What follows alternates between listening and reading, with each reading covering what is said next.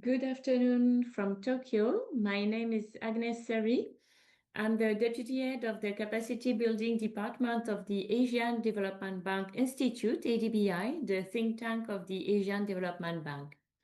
Welcome to our webinar on gender-responsive industrial policies, organized with the United Nations International Organization for Industrial Development, UNIDO. This webinar is meant to understand what is gender mainstreaming and how we can concretely add gender-responsive considerations into industrial policy design and implementation. It is also meant to explore the social and economic benefits of embedding gender-responsive considerations into industrial policy. With this knowledge product, we hope to spread knowledge on the effectiveness of gender-responsive industrial policies in creating growth and fostering sustainable development, and share operational policy solutions.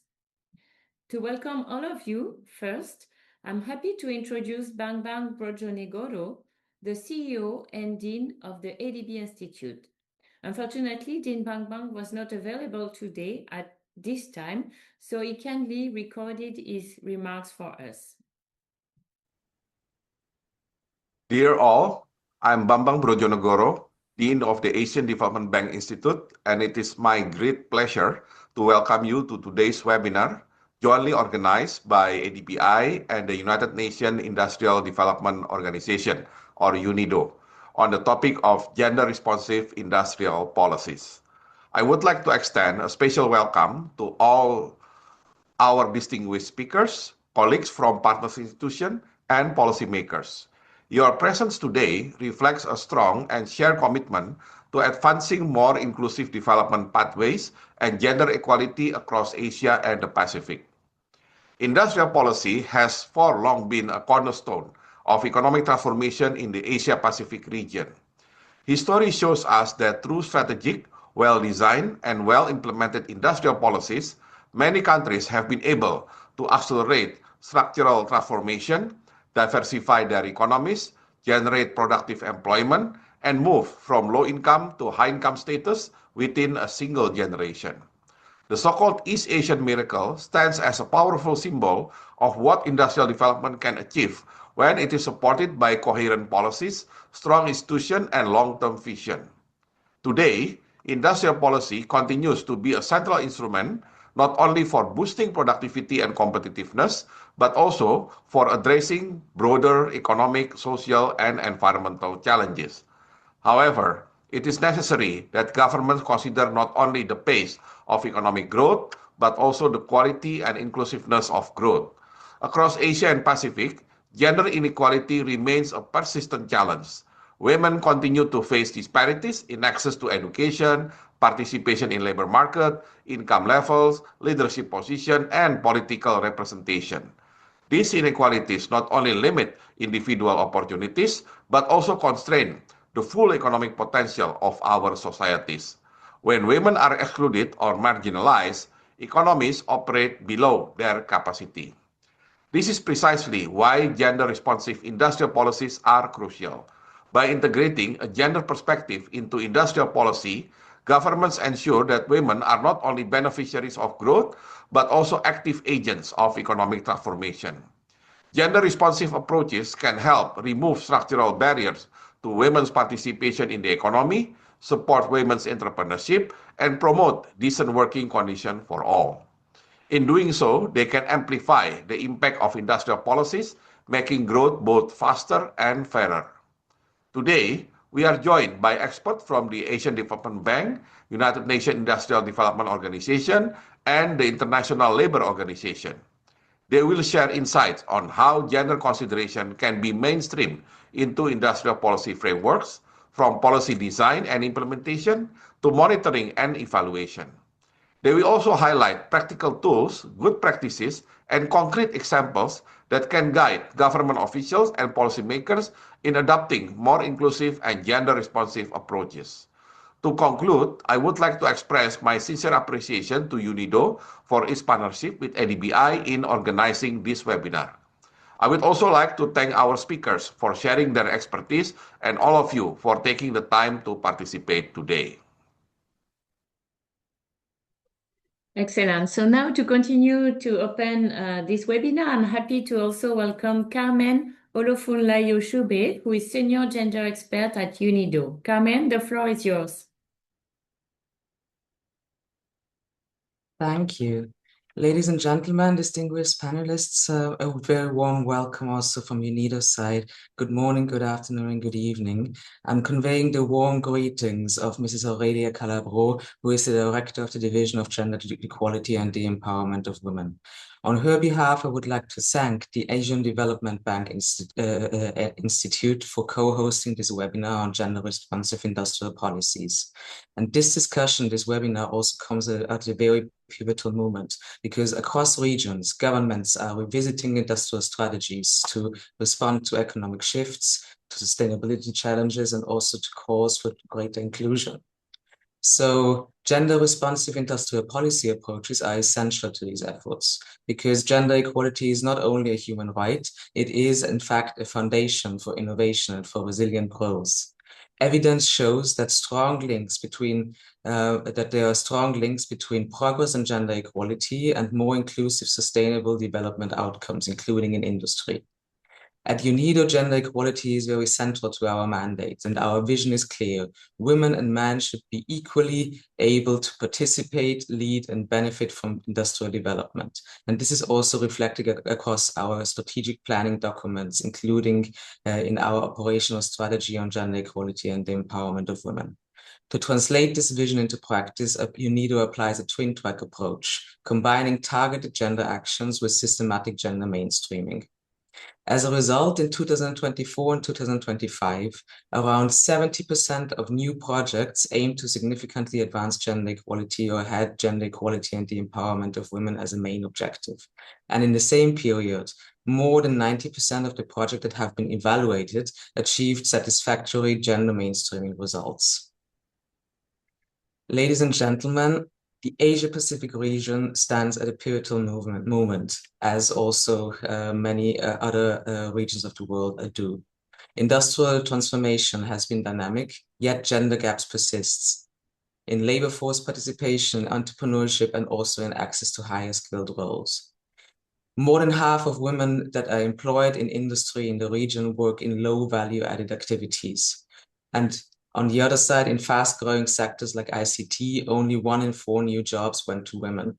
So these disparities, they limit inclusive and sustainable industrial growth. And this is why gender-responsive industrial policies are crucial. Integrating gender-responsive solutions into industrial policies and into industrial strategies can unlock untapped potential, strengthen socioeconomic gains, and advance the sustainable development goals, including SDG 5 on gender equality and SDG 9 on industry, infrastructure, and innovation. So today's webinar will focus on 3 areas, mainly. Key concepts of gender-responsive in industrial policy, how such policies can drive economic and social benefits, and also on mechanisms to mainstream gender into policy making. Inter alia, also a case study from UNIDO's Industrial Policy Lab on Gender will be presented, which is based on the recent experience that we had in Latin America. And it offers practical examples on how gender's perspectives can translate into actionable industrial policy measures, which might be interesting also for replication in other regions and other countries. So the goal today is simple. It's to strengthen shared understanding and deepening collaboration in advancing inclusive, effective industrial policies. And we very much look forward in working on this together. Thank you very much. Thank you very much, Carmen. So now let's go deeper into this topic, and to continue to set the scene, I'm very happy to welcome Solomon Begsuren, who is Social Development Specialist for Gender and Development at the Asian Development Bank. Today, Solomon will introduce the concept of gender mainstreaming as policy making. Solomon, thank you for being with us today, and the floor is yours. Good morning, and those joining from the same region, good afternoon. Good afternoon. I just want to walk you through firstly the overview of what is really gender mainstreaming as a key concept when it comes to policy making. And when it comes to ADB's operations, how do we mainstream actual gender into practicality from the practicality perspectives into ADB operations? Let's move on with the next slide, please. And as we all know, investing in gender equality has this socioeconomic impacts, not only as a human rights issue, but at the same time, as our esteemed speakers earlier mentioned, it is strengthens the overall socioeconomic gains across the countries. And at the same time, it has a huge, macroeconomic amplified impacts. And that's why the internationally studies started revealing that it is not only a smart economics, but at the same time that promotes the inclusive growth across the country at the macroeconomic level. So at ADB, what we did is we made this a Mongolia-specific study where we tried to see what is the interlinkages of promoting gender equality at work and at home. And with that, we built on the time use survey, which is produced by the Nation Statistics Offices, and that's where the estimates come up, like increase in labor force participation. That's one of the impact that we can have as a result of promoting gender equality at home and at the same time in workplaces. At the same time, we see that the major macroeconomic impact, which may end up with annual per capita economic growth rate by 0.5 percentage rates increases. And then we see that in terms of the overall principles of gender mainstreaming, how we can summarize in a nutshell is really, it is a process of ensuring that gender needs and gaps are recognized and taken into account into all aspects of policy making as a whole process, at the same time for development interventions. So you mainstream gender when it comes to policy making at starting with the data collection. That's the sex disaggregate data collection, and comes with the gender analysis where you also identify the specific gender gaps. And then that comes with the overall, policy solutions that addresses women and men's differential gender gaps and differential needs and priorities. We do also have these principles of gender responsive budgeting, which is an approach where uses, fiscal policy and public financial management to promote gender equality and women and girls development. And at ADB, we do have some also specific programmatic approaches where we do mainstream not only through this on policy front, but also in the national budgeting cycles. We all know that United Nations SDG 5, which focuses on gender equality, that promotes transformative gender agenda. And that's the key at addressing discriminatory social norms. And some of those examples could be like care economy, like constraints to women's time use burden. At the same time, like digital literacy, access to constraints to access to digital and financial literacy. These kind of things are all transformative agendas where we can embed into overall policy making. Next slide, please. And then I wanted to walk you through a few more like a practical entry points, which can be served as a more of a policy also actions in certain cases, in certain specific sectors.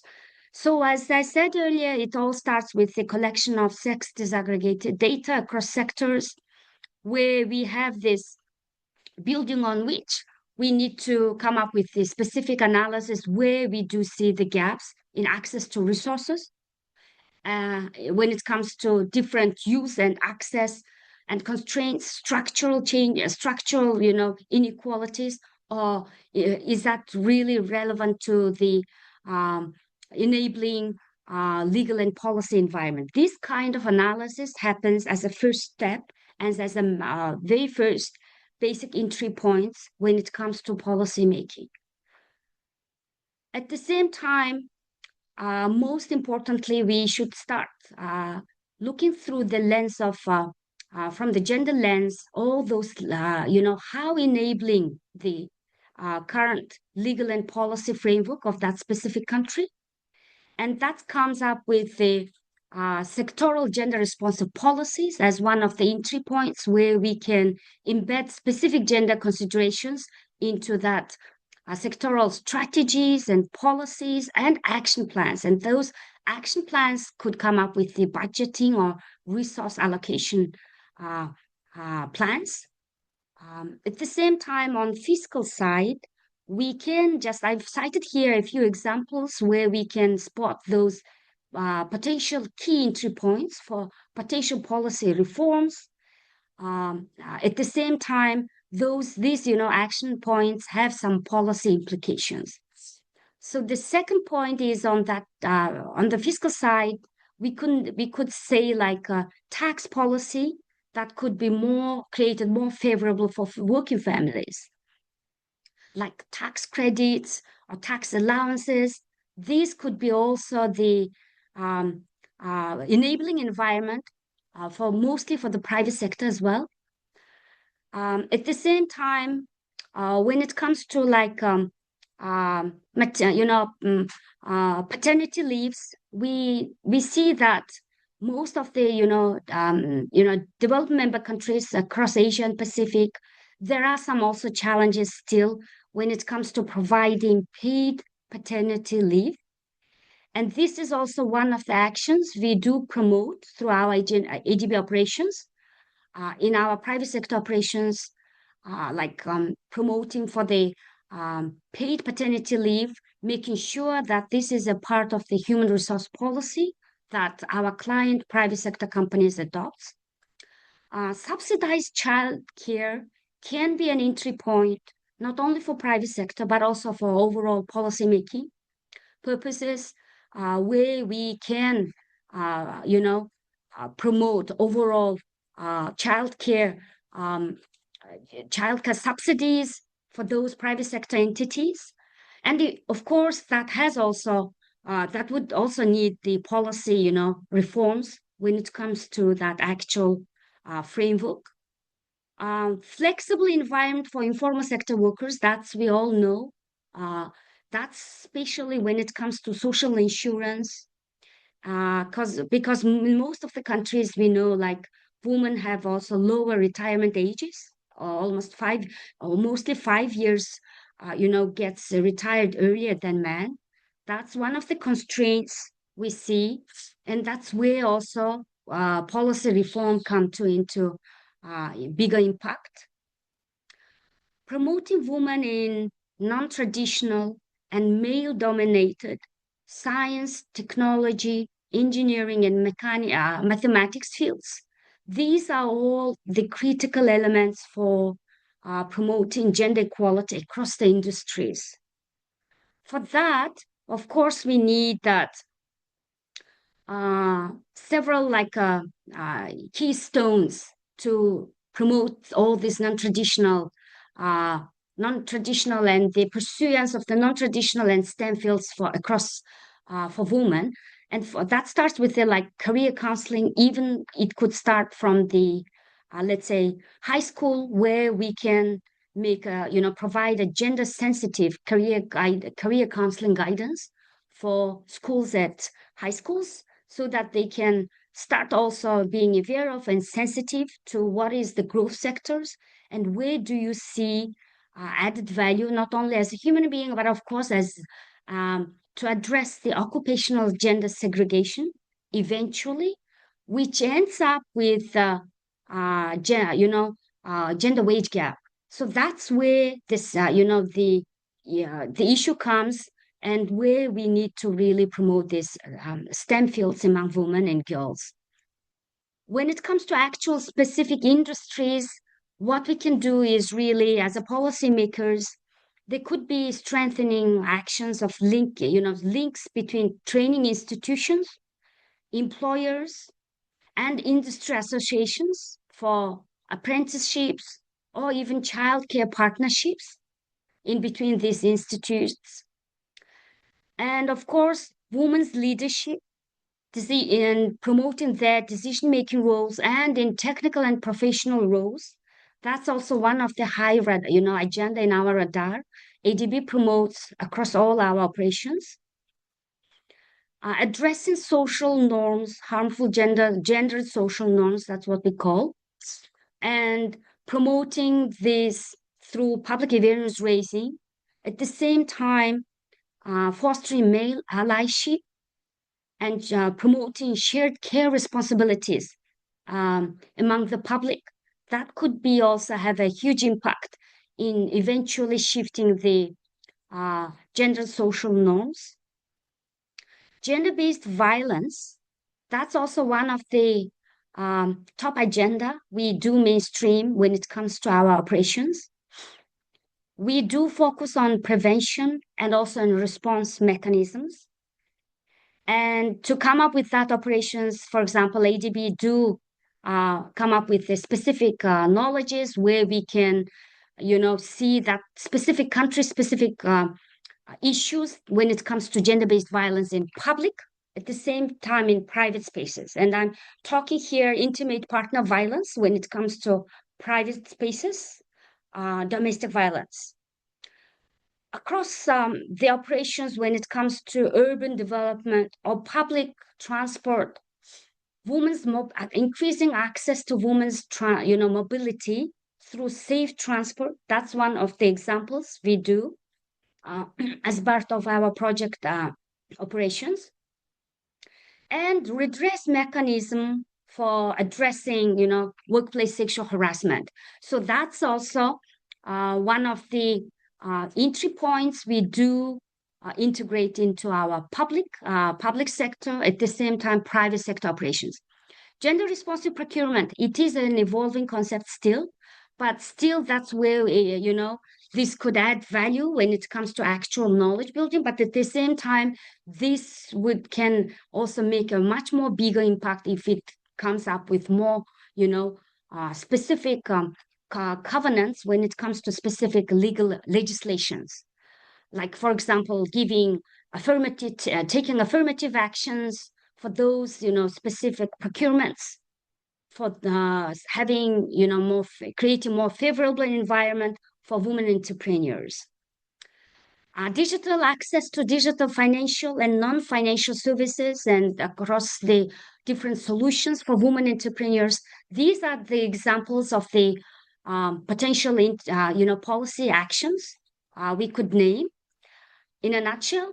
And now let me turn to ADB's overall approach for mainstreaming into our ADB's programs and portfolio.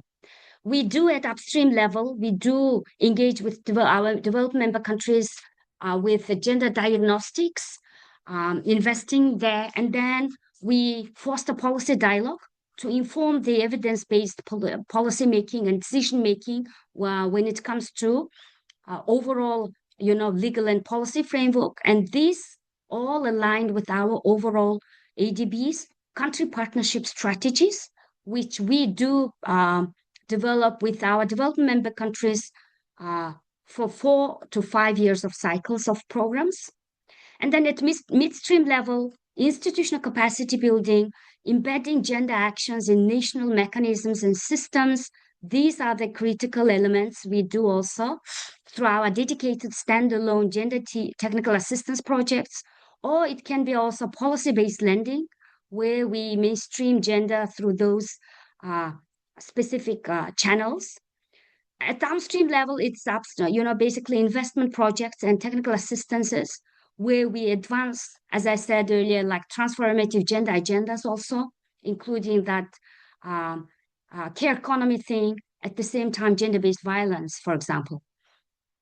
And now let me move on the overall gender mainstreaming system we follow at ADB. We have these transformative approaches, as I said, that focuses on those aligned with this UN Sustainable Development Goal 5. Our key entry points is really, if we firstly identify what are the gender gaps based on the sex disaggregated data, and building on that, we do design the projects. And at ADB, we have this quality assurance of projects agenda designs and at completion of the projects.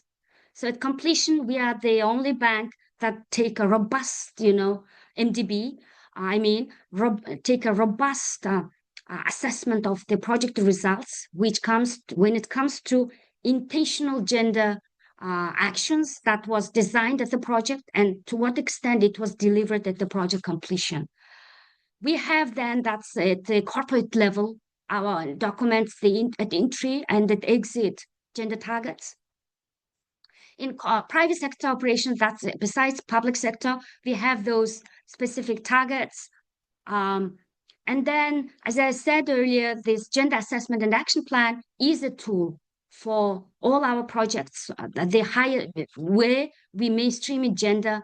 And we have 4 categorized systems where, for the first 2 categories of projects, and that leads to my next slide, which is we have this 4 categorized gender projects, where for the first category, highest gender mainstreamed categorized projects, we do have a dedicated gender assessment and action plan for all projects of different modalities, no matter whether it's a policy-based lending, results-based lending, or a simple investment project.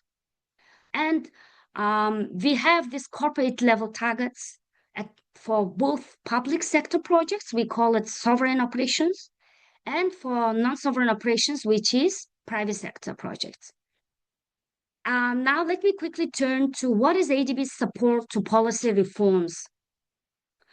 So so far we've been supporting countries in mainstreaming gender into several climate resilience dedicated specific policy actions. And as you may know, this nationally determined contributions, national adaptation plan, these are all the policy docs countries have adopted, to really streamline the specific mitigation and adaptation actions against climate change impact. So that's where ADB is adding value when it comes to gender. For example, in the Philippines, we did support the actual, development of the gender action plan for national determined contributions. For Mongolia, we supported mainstreaming into gender into national adaptation plan. And we do also foster policy dialogue. For example, in case of Palau, we are also supporting the updating of the overall gender mainstreaming policy. For Mongolia, we did several sectoral gender strategies. We supported this through dedicated technical assistances. At the same time, for example, energy sector gender strategy was developed and adopted as part of ADB lending. In Uzbekistan, we did also have water sector gender strategy supported under ADB lending. For Cambodia and China, for example, we are advocating through policy dialogue with government, advocating for mainstreaming, the importance of mainstreaming gender into their climate adaptation documents, including these nationally determined contributions. So with that, let me just quickly turn through the several capacity building and knowledge initiatives. These are while it comes with more of a knowledge initiatives, but all these actions comes with policy dialogue when it comes to fostering and, provoking the thoughts among the policymakers. For example, we do have this technical assistance through our regional technical assistance on gender responsive budgeting. We have this institutional capacity building. We also, through this technical assistance, supporting those countries listed here, 5-6 countries listed here, in establishing their country-specific processes for gender inclusive budgeting at the national level. In South Asia, like Bangladesh, Sri Lanka, India, we've recently had this regional workshop overall promoting women's economic empowerment, but eventually the dialogue was really surrounded, focusing on what are the key constraints we see when it comes to women's barriers to labor force participation. how we promote these inclusive and gender responsive economies, how we promote green transition and women having, I see some of the questions, and thank you for that. We can also take that after the presentation, I guess. And then on this heat action gender, I want to emphasize what ADB is doing in terms of this climate, promoting women's climate resilience and adaptation, because research shows that women are disproportionately impacted from the climate change impact. And that's where we have several evidences already health-wise why women are more disproportionately affected. Care burden, unpaid care work, whether it's a domestic work, when it comes to, for example, natural disasters, or unpaid care work, child care. These are all the examples of the how women are affected by more disproportionately from the climate change. So let me now turn to a few examples of transport sector projects.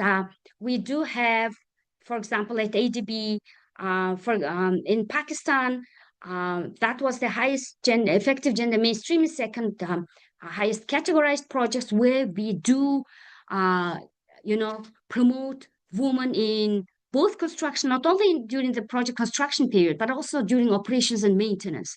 So that's where, for example, through our investment project, we can promote women's labor force participation in income generation opportunities, not only through this actual formal employment, but also in the entrepreneurship. That's where you see that, for example, 15% of allocated commercial spaces in BRT stations and depots are allocated for women entrepreneurs. So these are the examples where we do come up with the specific targets for women entrepreneurs. And the next example we do have from our private sector, which I do have the entry points for both energy and transport in my slides. I guess the slides will be shared with participants. In that case, you can please take a look on those kind of overall entry points, how we see gender can be mainstreamed into those specific industries and the policies. In the energy, for example, this is in our example of the private sector operations, where again, through our private sector, operations, we do have this promotes of HR policy, diversity and inclusion and gender equality policy is almost one of the must target specific actions we include in our gender action plans of our private sector operations. So and then of course, for example, promoting, campaign on gender equality in wind operations, that these kind of things comes not only targeting those client private sector, but also we do have this promoting gender specific actions through our value chains of our private sector clients. So with that, I guess I'll wrap up. Please, I guess the next slide. In the last slide, I wanted to just share, going back to this case studies. This is an ADB's, screenshot of what we have in our ADB website. And you will see that we have already this transport sector gender mainstreaming toolkit. And when you go into that specific, toolkit, at the same time, we have also this microsite attached to this toolkit, where you will see different country examples, how we are mainstreaming gender into policies, at the same time, investment programs and projects in different sector operations and industries. Whether it's in urban sector development, water irrigation, transport, all this. And one other thing I wanted to share as a resource is really this gender responsive budgeting practical toolkits. Again, the practical guide we have at ADB website, which feel free to approach, access these references. Eventually, this will, might serve as an operations experiences, how we are at ADB, we're making gender mainstreaming at work when it comes to overall policy making, at the same time grassroots level development interventions. So I'll stop here. Thank you, Agnes. Thank you very much, Simon. Yes, in this last example, let me clarify that budgeting refers to this national exercise at the country level where the country budget is prepared, designed. There are many ways to include some gender responsive actions in this process and in the way the expenses and are designed. So I just wanted to clarify that. And someone indeed using the example of ADB, we can see there is a variety of entry points for policymakers to consider in order to design gender responsive policy actions and projects. And in your presentation, you mentioned some sector policies, and it's a very relevant transition to our second speaker. Let me now introduce our second panelist to continue the discussion. I'm delighted to welcome Valeria Esquivel, who is Employment Policies and Gender Specialist at the International Labour Organization, ILO. Boosting employment is often a goal of industrial policies. Employment remains a concern in Asia and the Pacific, which shows slower progress in job creation compared to other developing countries. Additionally, the gender gap in labor force participation has widened over 10 years. Valeria, you will shed light on how sectoral policies, when these policies are gender responsive, can strengthen gender equality in the labor market. So Valeria, thank you for being with us, and the floor is yours. Thank you. Thank you very much. I'm delighted to be with all of you. And I will present on gender responsive sectoral policies, the way in the International Labour Organization we think about them, and most importantly, we support governments, workers, and employers organizations to implement them. Next, please. First of all, these sectoral policies are under the big chapeau of gender responsive employment policies. And I would like, and it really follows on what Solomon was telling us, but this from the policy and not the lending angle.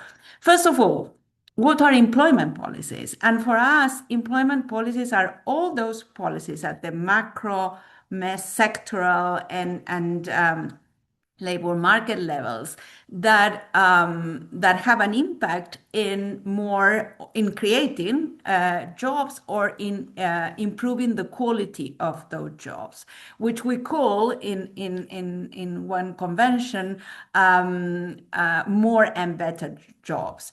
And so we can differentiate basically really on the demand side, the macroeconomic sectoral policies, we place them here, and the supply side policies, the skills development, the care services, and care, it has a very interesting integration because it impacts both demand and supply. But that was a tiny note.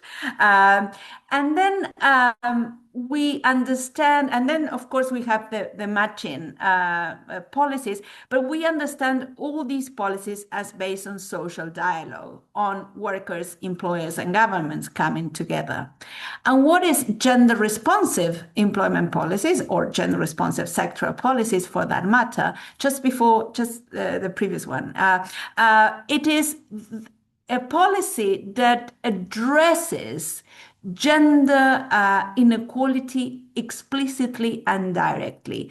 And the thinking behind this is, if policies have differentiated gender impacts, therefore they impact women and men differently, then we can use these impacts, but to make them address inequalities. So now next, please.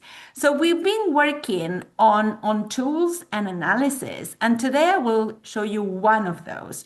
But let me first tell you that we've done work at the macro level, analyzing the impacts of COVID and how that a crisis showed some of the merits of doing gender-responsive macroeconomic policies. We've also done lots of work in investments in care, and that is the policy tool that we've done with UN Women. We also work on what we call gender-responsive national employment policies, which are kind of comprehensive policies. And what I will present today is our dear GenSec, that is our in-house name for the gender responsive sectoral policy tool that I co-authored with my colleague Marcia Frontana. So if we can go to the next, please. I think that the important thing is that we need to change to think about structural change, because the path taken by today's high-income countries might not be available to those transforming now, to those countries transforming now. We know that the high-income countries transformation typically entail an initial shift from agriculture to industry, but that nowadays developing countries are shifting from agriculture to services, bypassing manufacturing. And this might lead to these countries not benefiting from the manufacturing sector's spillovers effects that raise overall productivity and employment in an economy. And service sectors are tricky because they can be both lagging or being leading in aggregate productivity change.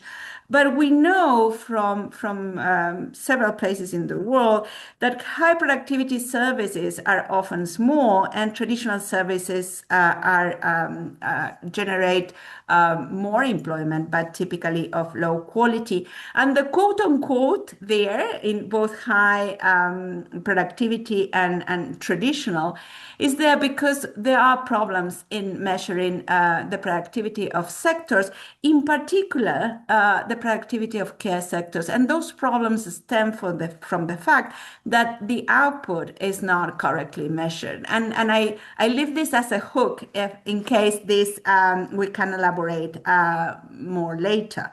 But these traditional concerns about structural transformation are compounded by new challenges, the advances in digital and automation technologies and AI, the reshoring of manufacturing in high-income regions or countries, the green and demographic transitions. All those new dimensions can pose challenges in how countries deal with the structural change today. Next, please. But also, and we know this, structural transformation processes are not gender neutral.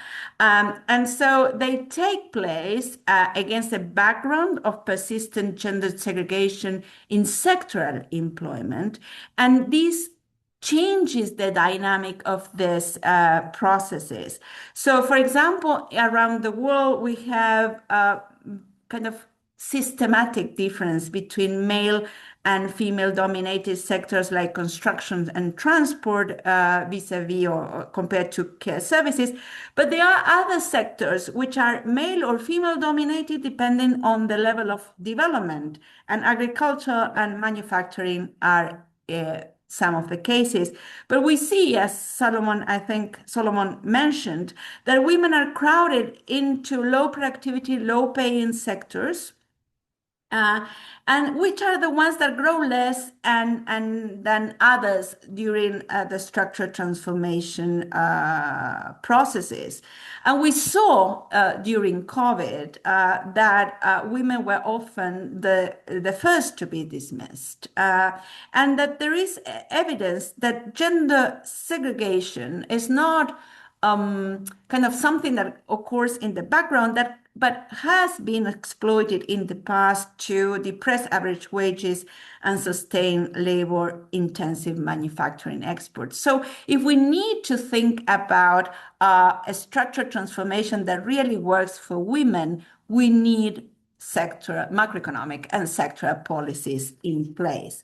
So just one more slide, please. And these are, I mean, if the previous ones were the demand side constraint, of course, there are supply side constraints, including barriers to entry into high productivity sectors. The different skills and credentials, including STEM, as Solomon mentioned, the unequal care and household responsibilities as a barrier to entry and remain in sectors and benefit from decent employment opportunities, the gender stereotypes and the barriers that are reinforced in times of crisis. During COVID, but not only. I mean, we need to think about the poly crisis going on and pay attention to them. So the feminization of agricultural employment, the defeminization of industrial employment, and the mixed picture of service sectors give us the entry point for thinking about sector policies. And before changing the slide, I would like to emphasize that this differentiation between supply side and demand side factors is because what we should do, the policies to address these factors are different, but we need to have the full picture in thinking about these policies. Now, yes, the next one. So why gender responsive sectoral policies? Because there are pervasive gender inequalities in the quantity and quality of employment in most countries. And so these sectoral policies can ensure that both women and men benefit from structural transformation, and the pool of talent and innovation processes are expanded. So we have benefits for women and men, particularly for women, but we also have benefits for the economy as a whole. So can we move the slide? But if the previous slide showed us the why, one important message of this GenSec tool is that we need to go towards the how.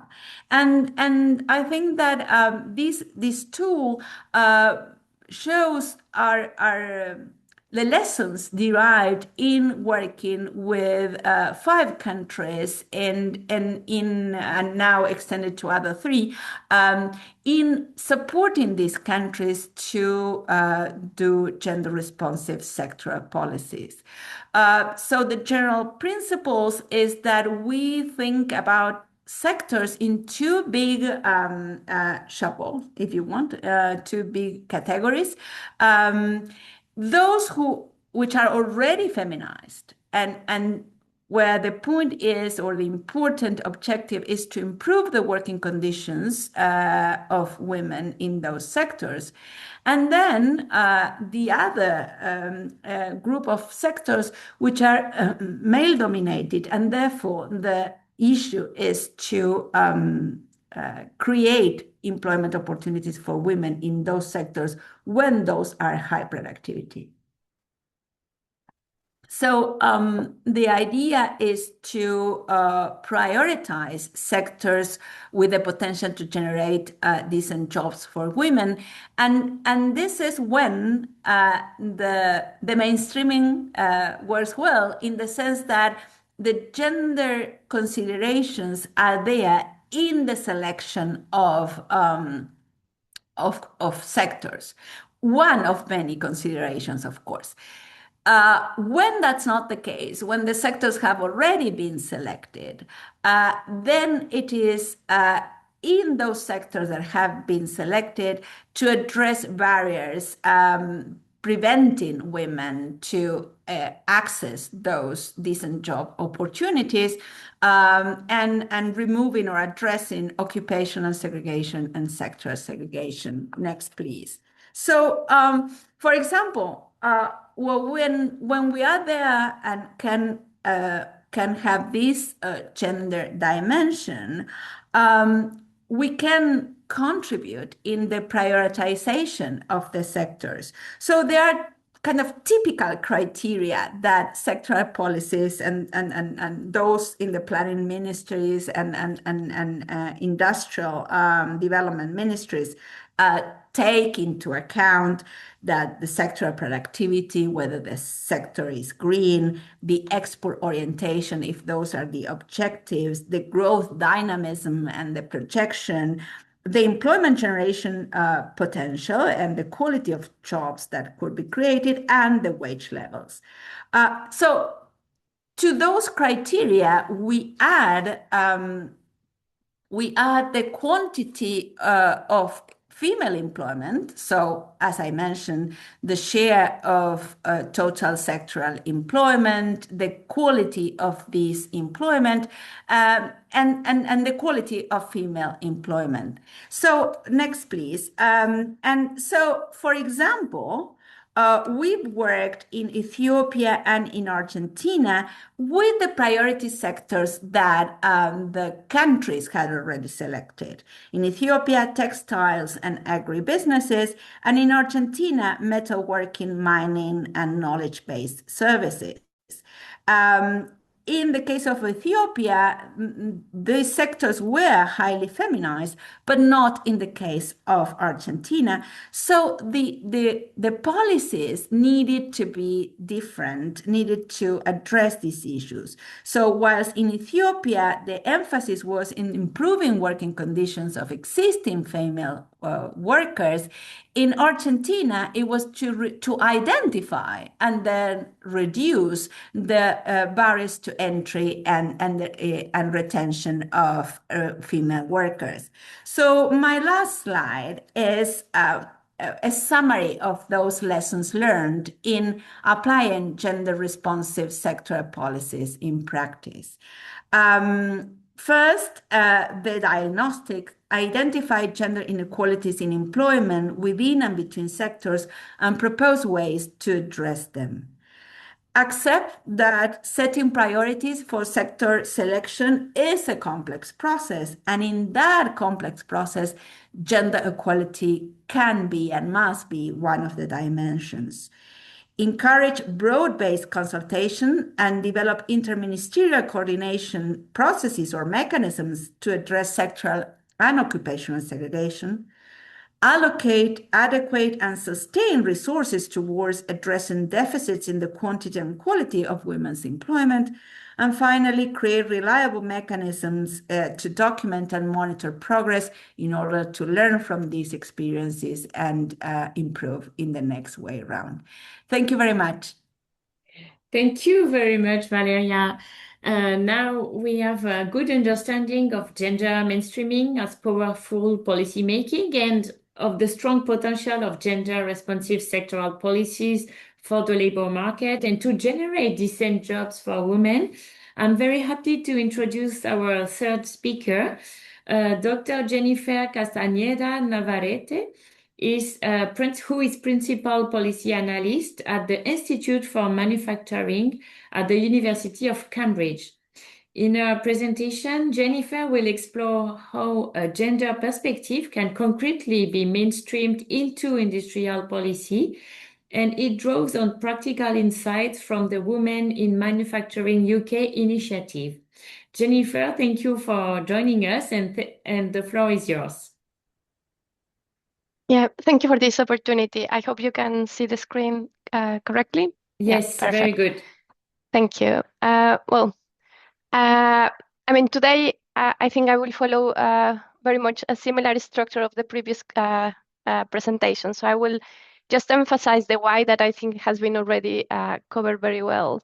And then I will talk about the how, drawing on our experience from the Women in Manufacturing UK initiative, but also from the work that we have done in the UK and also in Southeast Asia, like some examples of how governments are already embedding some gender, but in some cases, broader diversity and inclusion considerations into industrial policy.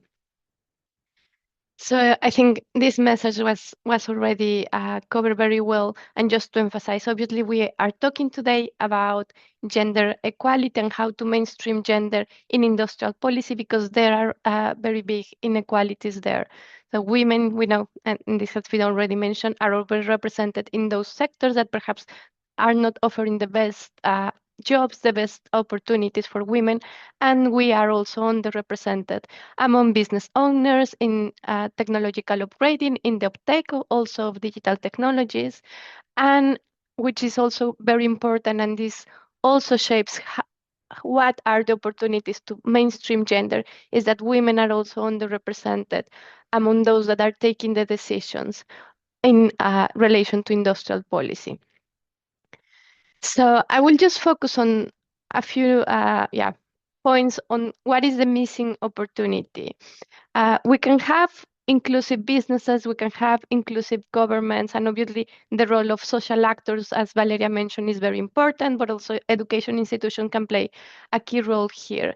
And if we all work together, because obviously government can have a coordinating role, but there is so much that the government can do if businesses and education institutions and in general society are not involved with these efforts. And there is increasing evidence of what are the effects if we improve the working conditions and if we create more inclusive workplaces, what are the benefits for businesses, and in general, what will be the benefits for the society and for the economy. So this goes from lower employee turnover, that obviously now this is a key issue, I think, both in developing and developed countries, all are facing key employment shortages, so skill shortages, so this is very important. Obviously, you will have, if you become more diverse, more inclusive, you will have an expanded talent tool, an improved market reach, and customer insight. If you include a more diverse group among your workforce, you will have a better insight of what different demographic groups expect from different products. Higher creativity and innovation, increased ability to adopt new technologies, improve environmental sustainability, and overall also enhanced reputation. We have had conversations with different companies that they have realized that by broadening their workforce and really signaling how important this is for them, they have managed also to attract new customers. And at the end, this is about inclusive and sustainable industrial development. Just to give you an example, in the East Asian and the Pacific, if this gap in terms of the participation of women and men in the labor market were to be closed, this could represent up to 13% GDP gains. So we know that obviously it depends how these effects are estimated, but there are very clear gains on how closing these gender gaps can benefit the economy across the region. So I will now talk about the Women in Manufacturing UK initiative. This is an initiative that we established in 2022, but this builds on efforts that were going on much before this date. And this is a non-profit network of professionals that our aim is to make manufacturing more inclusive. The leading organizations include the Institute for Manufacturing, which is based at the Department of Engineering of the University of Cambridge, where I am based. We have also the High Value Manufacturing Catapult, which is a public research and technology transfer organization. And we have also Innovate UK, which is the UK Innovation Agency. And I think what is very important and what has been very useful of this network is that we have representatives across different sectors, and we have from the academia side that I represent, we managed to provide evidence and to provide information and inform what are the best practices in this area. But we also have an industrial advisory board that help us to hear directly what the industry thinks, what are the challenges that they are facing. Our mission is very simple, but it is ambitious. So we want to empower women in manufacturing. And how we want to do this is by creating inclusive workplace cultures and facilitating pathways to career development and leadership. We have a target. We want to increase, currently the participation of women in manufacturing in the UK is 28%. We want to increase this participation to 35% by 2035. But we want that if we increase this participation, we want that the women that will stay and we will be attracted to manufacturing will be happy working in manufacturing, that they will feel welcome, and the workplaces will be places where they can also thrive. Our activities fall within these three key strands. So part of our work is about raising awareness. We have an annual conference. We also participate in industrial forums. And this is just to raise awareness about the gender gaps in manufacturing and to keep this topic high in the manufacturing agenda. As I mentioned, we also provide evidence. We have a policy and research working group, and we produce an annual report where we highlight what are the key gaps, but also the achievements that we have done over the last year in terms of the participation of women in manufacturing. And we also work closely with industry to develop case studies and to document what can be done to improve the situation. We work very closely with the Department for Business and Trade to inform policy, and I will show you what has been some of the achievements of this close collaboration with the Department for Business and Trade in the UK government. So some of our key achievements, we have built a really good community of advocacy and practice, and this has helped us also to reach the government, but also to make changes in how policy is designed. And our allies are very important, as has been highlighted before. Allyship is very important, and we have really strong allies within the government. These have become the champions of diversity and inclusion within the UK government, and in particular for the industrial strategy. So some of our achievements, we managed that in the industrial strategy that was published last year, that there was an explicit consideration and explicit mention of the importance of diversity in industrial strategy. After the publication of the industrial strategy, 8 sector plans were published. And one of these is the Advanced Manufacturing Sector Plan, which was one of the most ambitious in terms of diversity and inclusion. They include, among their actions, the creation of an equality charter that will be co-created with industry. And they embrace also our 35 by 35 target. This is increasing the participation of women in manufacturing to 35% by 2035. So I will now show a little bit of more examples of how the UK government, but also examples of other governments in Southeast Asia, how they are including a more inclusive perspective in terms of gender, but also in terms of other demographics in industrial policy and related programs. So as I mentioned, what we think is a really good achievement is that there is already this signal to the system from the UK government that diversity and inclusion matters for the government. This is very clear in the industrial strategy and, as I mentioned, in the Advanced Manufacturing Sector Plan. But we also saw very good improvement in terms of at least mentioning how important it is, diversity and inclusion. In other sector plans, including the life science, the digital and technologies, the professional and business services, financial services, and creative industries. And as Valeria mentioned before, I mean, in this case, the government decided that these were the priority sectors, and we are now trying to work closely with them on informing and helping them really to connect also with industry and with other actors on how to embed a diversity and inclusion perspective in these sectors' plans. In the UK, the Innovate UK agency has a very interesting approach to innovation. They follow this inclusive innovation approach that is really thinking about the interconnection between who contributes to innovation and who benefits from innovation. And they manage also to capture how they are doing in this area by collecting information of diversity applicant, but also those that are beneficiaries of these programs that actually get the funding. And they collect information in terms of gender, but also in terms of age, conditions, illnesses, or disabilities, and ethnicity as well. And the Innovate UK is one of the leading organizations of the Women in Manufacturing UK initiative. And we have learned from their work, and it's very interesting because this data that they are collecting is actually informing their programs, and they are redesigning and launching new programs based on the information that they are collecting here. Obviously, it is very important to collect data. It is very important to embed a gender or a diversity and inclusion perspective in the programs. But we have found that it's equally important to have programs that are specifically targeted to women, specifically targeted to other demographic groups that are underrepresented in industrial activities.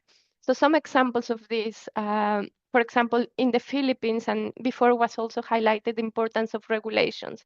So in the Philippines, it's quite interesting that they have an act that was enacted in 1995. And in this act, they have earmarked a specific percentage of the loans portfolio across public financial institutions for women with micro enterprises. Even though this is only 5%, but still it also signals that these different loan institutions have to dedicate a specific amount of the resources to support micro enterprises led by women. Then part of this is this emerging Filipina lending programs, that this is one of the agencies that is providing loans, and they have a specific funding for women. In Malaysia, they have this program that is quite interesting, is the Micro Connector program, and this is focused more on technical assistance, and they not only focus on women, but they also focus on young people, on different demographic groups that are underrepresented among business owners. And this also include people from lower incomes as well. In Thailand, there is this fund for the promotion and development of the quality of life of people with disabilities. And this fund obviously focus on disabled people, and they provide funding for education, but also for the establishment of businesses. In the UK, the Innovate UK agency has a similar program that is focused on women. And some of the achievements that they have highlighted over the years that they've been operating is that having a targeted program helps to have a higher response and higher number of women applying for this funding. And overall, what they have also observed is that because of this targeted program, they have also observed increased participation of women in other of their programs. So this is just to highlight the importance of having also targeted programs to the demographic groups, or in this case, for example, women. There are, just to highlight that obviously there is so much that the government can do. The government plays a key coordinating role, but there is also a great opportunity in trying to include industry in these different efforts, and trying to find a way on really incentivizing them and inviting them to make changes in the workplace. So this is an example from Singapore, from the Information Media Development Agency. And they have this public-private partnership where the government has provided this platform to share what are the different commitments from companies, and then companies share what are the commitments to improve their workplaces. And this is mainly because they wanted to attract and to retain more women into the tech sector. And finally, I just wanted to highlight this example from a project that we did a couple of years ago. In this project, we collaborated with the Association of Southeast Asian Nations, and in evaluating, this was a mid-term to long-term review of their plan of action on science, technology, and innovation. And it was very interesting because from the design of this project, they wanted to consider also a gender perspective. So we managed to have some roundtables focusing on the gender aspect of their science, technology, and innovation plan. And among the different aspects that we covered was also trying to understand how many women were participating in the different bodies, in the different groups that they have within the ASEAN Secretariat. And as you can see, the yellow part in these bars are the women that are represented in this. And it was very clear that especially in those groups that were for more senior policymakers, women were underrepresented. And in our case, we provided this evidence. And what was very encouraging was seeing last year that the next plan was published for 2026 to 2035, that they actually incorporated a consideration on how to improve the representation of women in these national organizations and national chairs that they have. And they also wanted to also have some targets to improve this participation.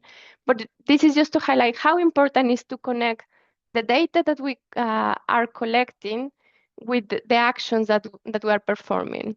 And I hope that just providing these examples of the different activities that can be done can inspire other policymakers to make a change.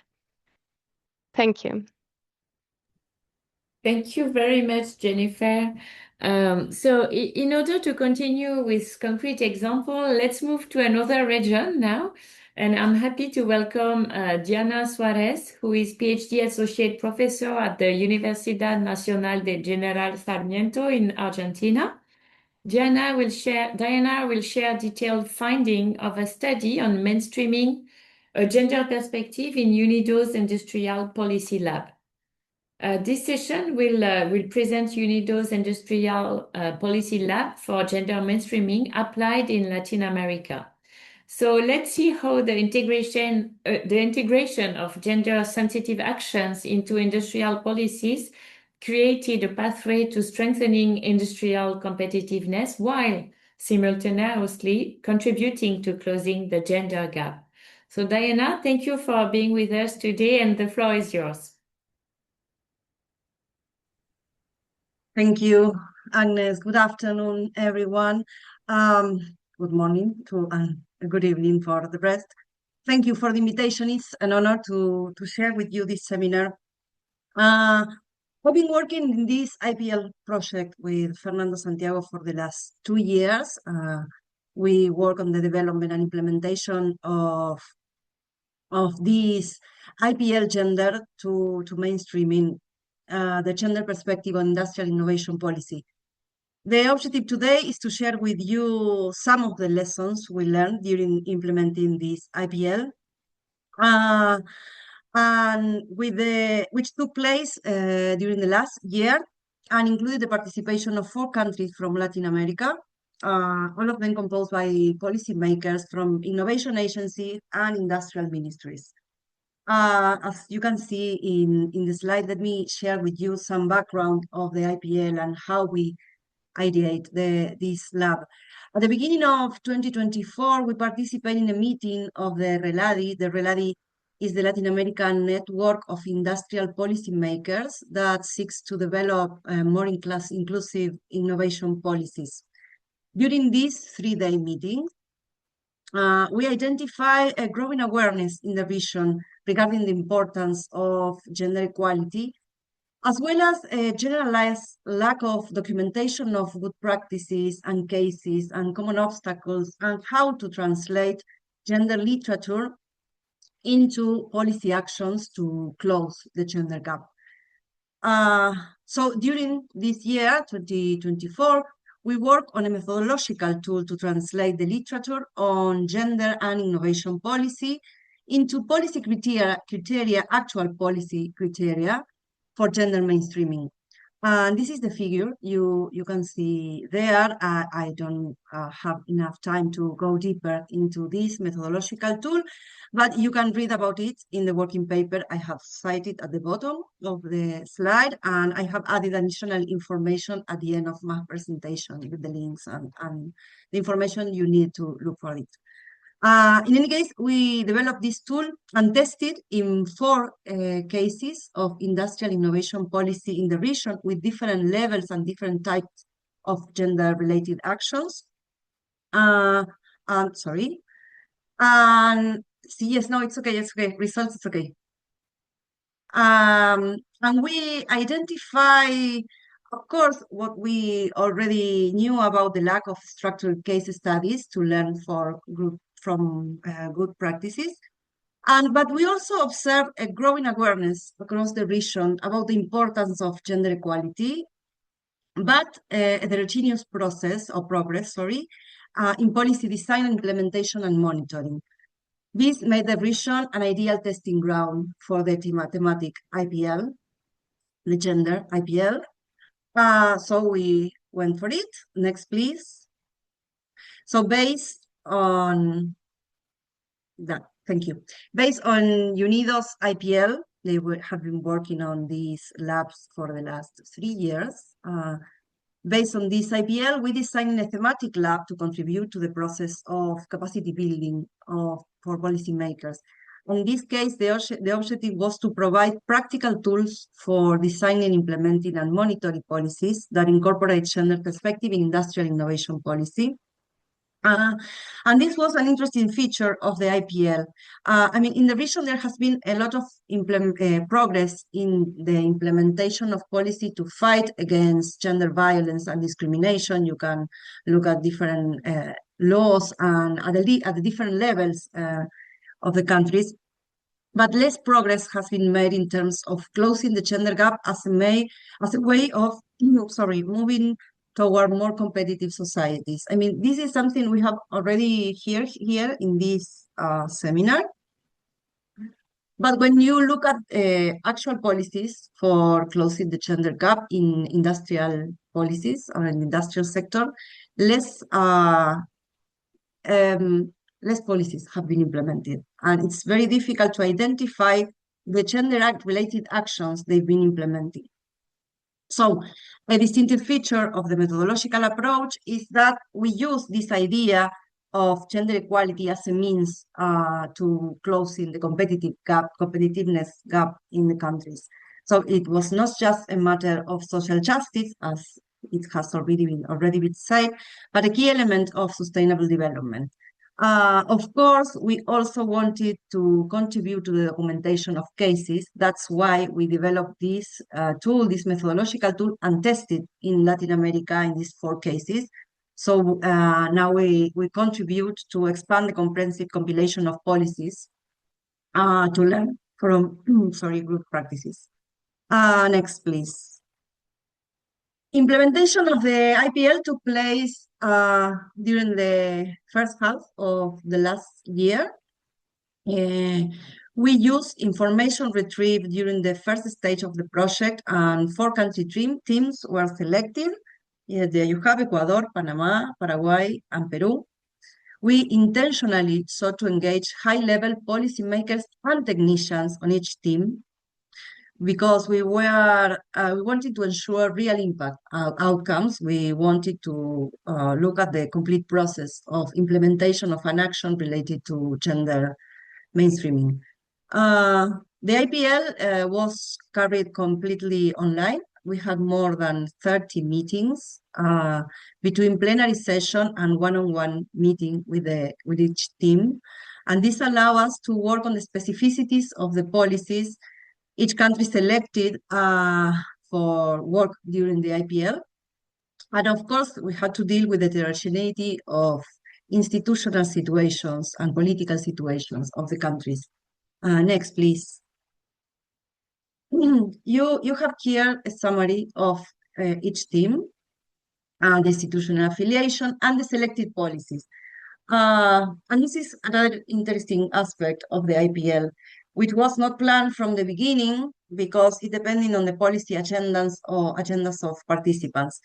Given the different institutional arrangements, political situation, and the degree of advancements in terms of gender mainstreaming in the countries, the objectives of each country differ. So we had to work with each country specifically to better implement the methodological approach and to design a gender-related policy action. You can see there, for instance, in the case of Ecuador, they wanted to document a complete policy cycle of this network of women leaders in technology and digitalizations to replicate in other cases and in other regions of the country. But in the case of Panama, they wanted to work with the development of indicators for monitoring and policies, and evaluating. But in the case of Paraguay, the idea was to develop the baseline for future policies to increase female participation in the labor market. So this different situation made us to work specifically with each country and then to come together in the plenary session to discuss good practices, lessons, and common challenges, even though the different policy cycle, a moment of the policy cycle. Next, please. So here are the lessons, three lessons I selected to share with you of the result of this IPL. First, we identify a clear need for common language on gender issues. I mean, there is a discourse of gender equality and the need to close the gender gap. I mean, I am an academic, I write papers on this, and I understand the discourse, the rhetoric, and the long-standing causes of the gender gap. But when it comes to policy actions and to interact with policymakers, we observe that there is that we lack how to translate this concept into practical actions. There is a generalized lack of a set of shared definition and basic relationship to communicate objectives within the institutions and to convince and to explain how to move forward into closing the gender gap and to engage in informed discussions and to align policy actions. Just a short example, we observed that during the plenary sessions, we observed that participants were often reluctant to engage openly in the discussion of the different topics related to the gender gap due to concerns about institutional and personal sensitiveness. So we work a lot during the one-on-one meetings, also during the plenary sessions to create this shared language. We provide, let me say it this way, a safe space to discuss gender issues and how to translate it into policy action and how to discuss within institutions and convince other institutions to engage in gender mainstreaming. A second element we observed was that industrial innovation policy with gender perspective demand high levels of interinstitutional coordination, and this includes high levels of capabilities among policymakers to articulate objectives and practices and to build capabilities in a systemic way. I mean, this is not a distinctive feature of gender-related sensitive policies, but also industrial policy in general. No, I mean, interinstitutional coordination is a key feature, and capabilities in the public sector are key features to implement this type of policies. And the last lesson, again, I think is regardless the type of policies, integrated information framework are indispensable. I mean, we need evidence-based policy, and we need, of course, gender-sensitive indicators, which are more than counting women in the different sectors and in the different places within the industrial structure. We need to identify capability gaps and to measure impact. And for that, we need integrative information systems. I mean, data is a necessary condition to translate theory into practice and, of course, to improve the theory upon which we build our policies. And the last one, please. As I promised, here you have the two working papers that we write based on this project. So far, the blue one is the first one with the methodological approach and the first set of case studies. And the other one, you can read what I have commented during this presentation and more on these country cases. Thank you. Thank you very much, Diana. We have now a few minutes left for additional discussion. So I will ask each of you one question, and please take a few minutes to respond. So I would like to turn to Solomon. Solomon, how can financial and development institutions such as ADB practically support countries and policymakers across the region to mainstreaming gender consideration in industrial policy making? How practically can ADB support them? Thank you, Agnes. From ADB's end, let me just summarize in 3 points, what how we've been operationalizing this gender mainstreaming when it comes to policy making across our developed member countries. One is really we are supporting for collection and use of sex disaggregated data. And based on that, we do actually, develop together with our developed member countries' governments, we do develop country partnership strategies, which comprises with, diagnostics of those sex disaggregated data. And that actually, trickles down to the actual programming in that specific country for the next 4 years or 5 years.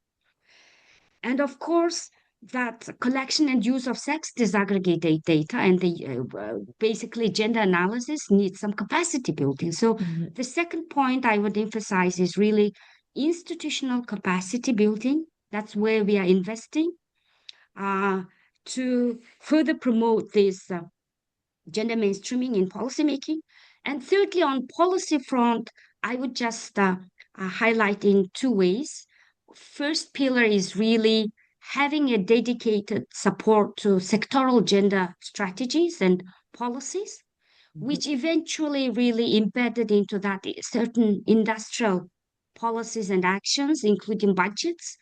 And that's where, ADB can come in through our technical assistance, standalone gender-specific technical assistances. And the second pillar of the third, the point on policy front is really mainstreaming gender into different sectoral, policies and strategies. So the first pillar is really having a dedicated sectoral gender strategies, whereas the second pillar, I would say, this mainstreaming into different sector industrial policies and strategies. And that includes, for example, I just dropped in the chat that ADB, through our policy-based lending, for example, we supported certain countries in pilot testing gender-responsive budgeting, for example, in certain industrial sectoral policies. And we do have, as I also shared in my presentation, this climate adaptation and mitigation measures, where we are trying to also embed that women, priorities are given, are taken into considerations in policymaking, and at the same time, mitigation actions for building resilience of those most vulnerable groups, including women, to better, to better position when it comes to resilience to climate change. So I'll stop here. Thank you, Solomon. Now turning to Valeria. Valeria, in many Asian economies, the gender pay gap persists, even in sectors where women's participation is high, and even in high-income countries or advanced economies. So from ILO's experience, how can gender-responsive sectoral policies directly address wage inequalities? Thank you. Thank you for the question. Sun has come out so I'm just trying to avoid it. I think the gender, there are many gender gaps in the labor market. And I think a gender wage gap is a good summary indication of the several differences between women and men in the quality of the jobs they have. I've done work for Latin America about gender wage gaps, and it's a summary measure. And it's a summary measure of 2 different things that I hope I have explained in my presentation. vertical segregation, so low women in a sector, but in low pay, low quality occupations, vis-a-vis sectoral segregation, in which it is the women that are in some sectors in particular that they are no that are low productivity and therefore cannot pay or tends not to pay better Yes. wages. So I think that we need to address different root causes of the gender wage gaps differently. And one issue very important for the ILO is social dialogue. Women have to be at the table when the different policies that impact their quality and their job quality and their opportunities for new jobs, to be able to shape those policies. I wanted to send that message. One key issue for us, for the ILO, is certainly social dialogue. Thank you, Agnes. Thank you very much. Yes, indeed, wage inequalities do not have a single cause, and thank you for putting the emphasis on this. And thank you also for reminding us that this social dialogue is so important. Now turning to Jennifer. So Jennifer, in the UK experience, what made firms engage with gender inclusion? What was the key ingredient? The key ingredient was it regulation, incentives, reputational pressure, or skills shortage? What were the key ingredients, and which of these levers might be most relevant for Asian industrial policy context from your perspective? Yeah, thank you for the question. Yeah, I think it's obviously it depends, but I think what has been very clear and a very strong entry point for us has been skill shortages in the UK. And because especially now that there is also some gender backlash, what people cannot deny and people in business cannot deny is that they are facing challenges to recruit people. And they know that they have to broaden their talent pool, otherwise they won't be able to recruit people. And in the UK is even more important, because in the next decade we are expecting that at least a third of the workforce in manufacturing is going to retire. And around 70% of this workforce that is going to retire are men. So there is a key imperative there. So for us, this has been a very clear entry point, and usually we start the discussions, but we are using this as an entry point to start the conversation, and then highlighting, yes, of course, you need more women and more diverse groups to address these skill shortages. But when you do so, and when you also create more inclusive workplaces, then you will see other benefits. You will see a better economic performance. You will see more creative groups. You will see more innovation. So this is the entry point. But at the same time, we have seen also improvements in terms of regulation in the UK. In this year, we also, no, I think it was last year, flexible working regulation. So every worker from the beginning, when they join a company, they have a right to ask for flexible working arrangements. So there has been also improvements there, and companies need to comply with this, and they also want to be informed how to comply for this. What I see in the terms of Asia Pacific, and obviously it's a very heterogeneous region, and you can see very different challenges across the region. But I think skill shortages could be a very good entry point. And we have seen in Asia different cases of how they have managed to improve the participation of women in the labor market, because I think this is a key gap. Sometimes in some countries in Asia, women are already participating in education in STEM fields in a higher rates even than some European economies or Western economies. But there is a gap there in the participation in the labor market. So I think perhaps through skill shortages could be an entry point to convince companies that this is something that is worth it, and they should be investing in this. Thank you, Jennifer.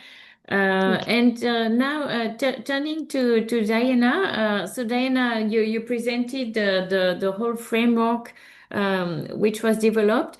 So what lessons from Latin America and the Caribbean are most transferable to Asia and the Pacific from your perspective?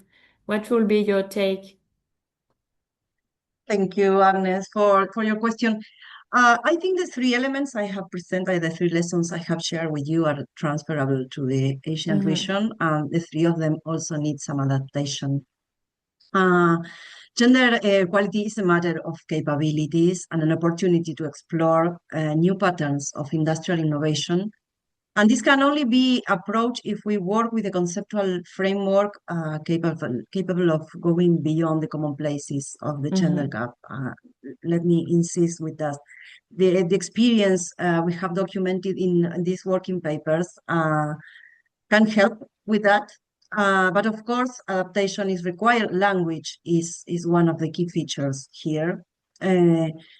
I mean, language is a social construction, and the way to discuss these sensitive issues is important in terms of the translation and how to interact between policymakers and stakeholders in this matter.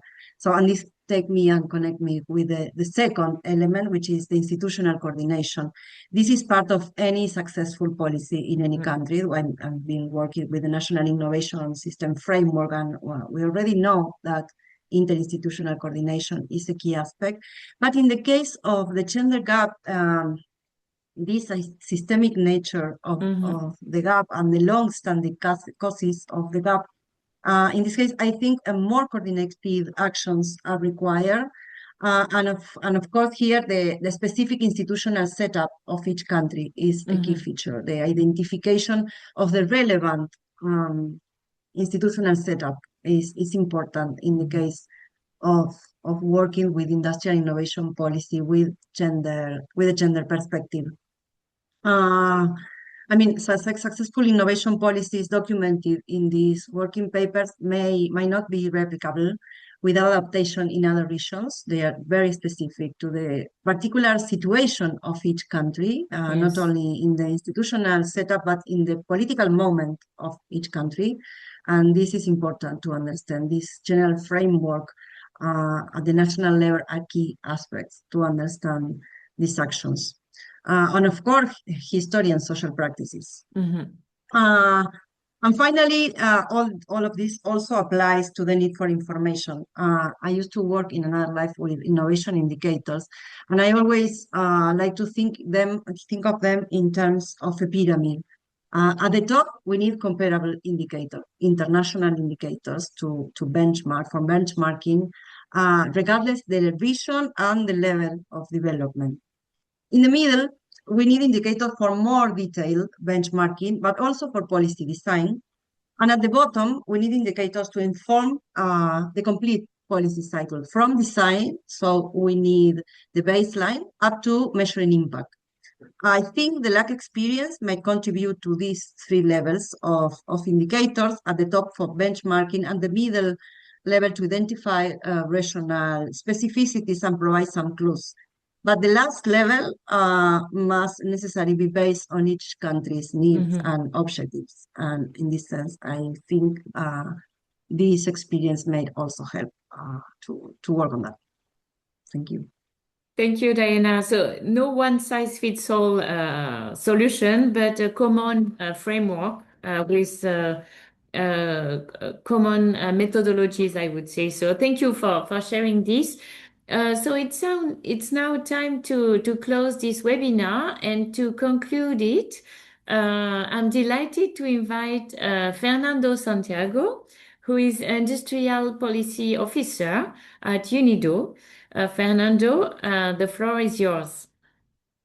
Well, thank you, Anis. And well, let me first of all thank you and of course the ADBI Institute because of the opportunity to share this event with you and to also be part of the conversation for a topic that is very, very relevant.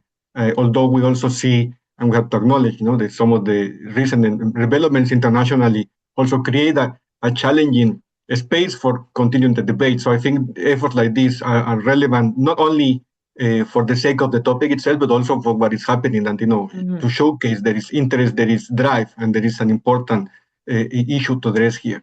Of course, thanks to the participants and our panelists. I will not try to summarize all the different cases. I think there's a lot of information, very interesting information, but just a few takeaways that I can take from here in terms of the challenges. I think one of the issues that was very common to all the panelists is it's not just about talking about the gender gap and measuring and trying to establish how do we go about addressing the gap, of course, in social areas like violence and equality. But I think in this particular case of industrial policy, which is, I think, an area that is coming more to the idea of, there is something to gain from here in terms of economic activity, in terms of economic competitiveness.